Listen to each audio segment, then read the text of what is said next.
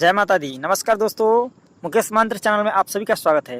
दोस्तों, इस वीडियो में बताने वाले हैं कि नवरात्र 2020 में नवमी कितने बजे से कितने बजे तक है। जैसा कि आप जानते हैं कि 24 अक्टूबर से ही नवमी की शुरुआत हो चुकी है, लेकिन यह 25 अक्टूबर तक रहेगा। तो आपको बता देते हैं कि आखिर ये कब तक रहेगा, तो आप वीडियो को अंत तक देखिएगा। साथ ही आपको बताने वाले हैं कि विजयदशमी भी 25 तारीख को ही चढ़ रहा है, 25 अक्टूबर को ही चढ़ रहा है।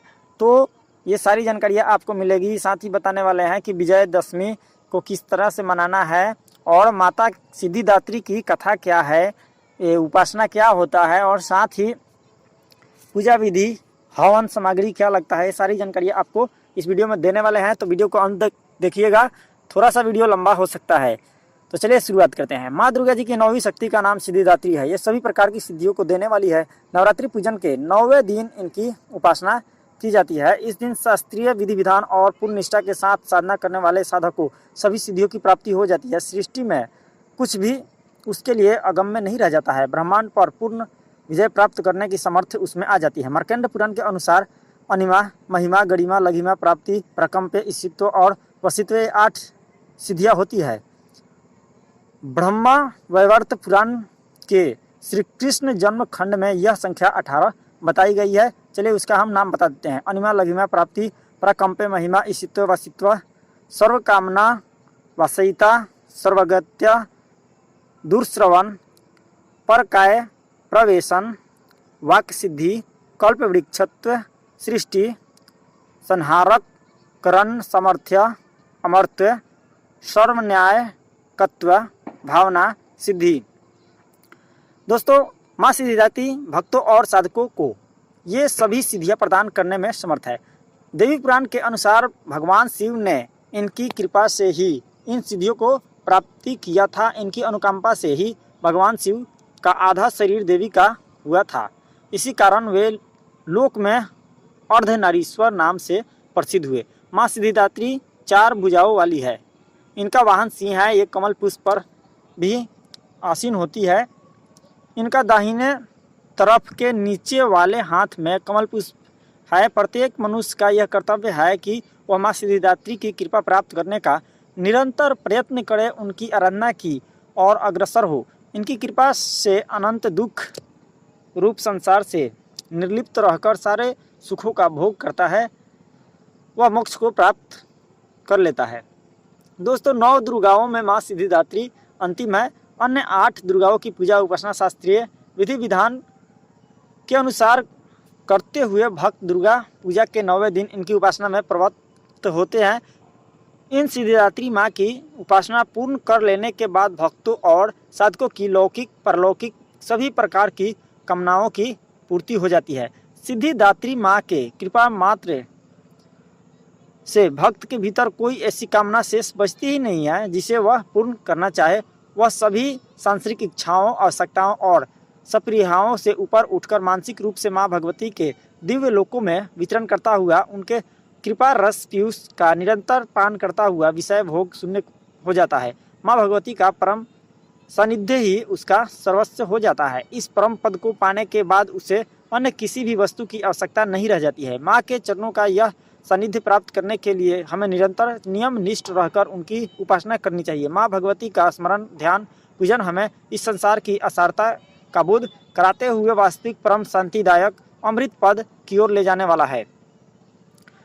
इनकी आराधना से जातक को अनिमा, लघिमा, प्राप्ति, प्राकाम्य, महिमा, ईशित्व, सर्व काम्यसायिता, दूरश्रवण, परकामा, प्रवेश, वाक् सिद्धि, अमर्त्य, भावना सिद्धि आदि समस्त सिद्धियों 9 निधियों की प्राप्ति होती है। आज के युग में इतना कठिन तप तो कोई नहीं कर सकता, लेकिन अपनी शक्ति अनुसार जब तप पूजा अर्चना कर कुछ तो माँ की कृपा का पात्र बनता ही है। प्रत्येक सर्व साधारण के लिए आराधना योग्य यह श्लोक सरल और स्पष्ट है। माँ जगदम्बे की भक्ति पाने के लिए इसे कंठस्थ कर नवरात्रि में 9वीं के दिन इसका जाप करना चाहिए। अगर आप कंठस्थ नहीं भी कर पाते हैं तो इसको आप देख करके भी पढ़ सकते हैं। चलिए हम आपको सुनाते हैं।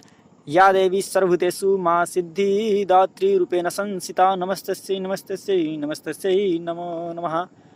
दोस्तों, इसका अर्थ है, हे माँ सर्वत्र विराजमान और माँ सिद्धिदात्री के रूप में प्रसिद्ध अम्बे, आपको मेरा बार बार प्रणाम है, या मैं आपको बारंबार प्रणाम करता हूँ।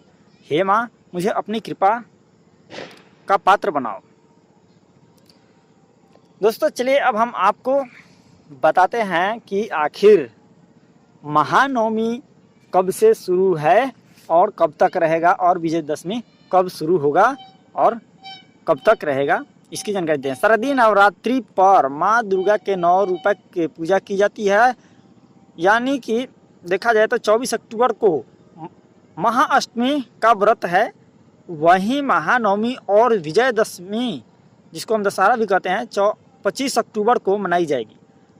ज्योतिषाचार्यों के मुताबिक महानवमी 24 अक्टूबर दिन शनिवार को सुबह 6:58 पर आरंभ हो गई है, जो अगले दिन यानी 25 अक्टूबर सुबह 7:41 तक रहेगी। इसके बाद 25 अक्टूबर को विजयदशमी शुरू होगी। दोस्तों चलिए हम आपको विजयदशमी की शुभ मुहूर्त बता देते हैं। विजयदशमी 25 अक्टूबर को सुबह 7:41 पर शुरू हो जाएगी। दोस्तों अब हम आपको बता देते हैं नवमी तिथि में शुभ मुहूर्त कौन सा है। 25 अक्टूबर सुबह 7:41 तक नवमी तिथि है, इसलिए महानवमी का हवन भी 25 अक्टूबर को होगा। नवमी के दिन सुबह हवन के लिए 1 घंटा 13 मिनट का समय है। इसे सुबह 6:28 से 7:41 तक किया जा सकता है। दोस्तों अब हवन सामग्री क्या लगेगा, चलिए हम आपको बताते हैं। आम की लकड़ियाँ, बेल, नीम, पलाश का पौधा, कलीगंज, देवदार की जड़, गुलर की छाल और पत्ती, पापल की छाल और तना, बेर, आम की पत्ती और तना, चंदन का लकड़ी, तिल, कपूर, लौंग, चावल, ब्राह्मी, मुलैठी, अश्वगंधा की जड़, बहेरा का फल, हर्रे, घी, शक्कर, जौ, गुल, लुभान, इलायची, गाय के गोबर से बने उपले, घी, नारियल, लाल कपड़ा, कलावा, सुपारी, पान, बतासा, पूड़ी और खीर। दोस्तों अब हम आपको बताते हैं कि इसका हवन विधि क्या है।